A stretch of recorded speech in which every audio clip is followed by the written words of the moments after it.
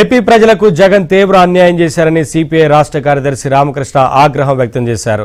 అదానితో జగన్ అడ్డగోలుగా విద్యుత్ ఒప్పందాలు చేసుకున్నారని మండిపడ్డారు. 1,10,000 కోట్ల విద్యుత్ భారాలను ప్రజలు మోయాలా అంటూ ప్రశ్నించారు. జగన్ అదానిల మధ్య జరిగిన విద్యుత్ ఒప్పందాలను కూటమి ప్రభుత్వం రద్దు చేయాలని ఆయన డిమాండ్ చేశారు. ఏదైతే సెకీ ద్వారా జగన్మోహన్ రెడ్డి ప్రభుత్వం హయాంలో ఒప్పందం జరిగిందో ఆ ఒప్పందం వల్ల ప్రజలపైన భారం పడింది. ఇప్పుడు అదానికి ఎంత లాభం వచ్చినా పర్వాలే, ప్రజలపైన భారాలు పడినా పర్వాలే,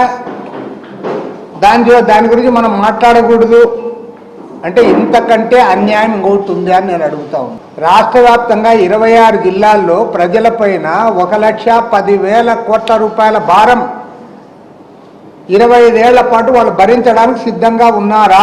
1,750 కోట్ల రూపాయల ముడుపులకు సంబంధించి ఏసీబీతో దర్యాప్తు చేయించాలని చెప్పి చంద్రబాబు నాయుడు గారు కూడా ఒకటే చెప్తా, ప్రత్యేకమైన అసెంబ్లీ సమావేశాలు జరపాలి.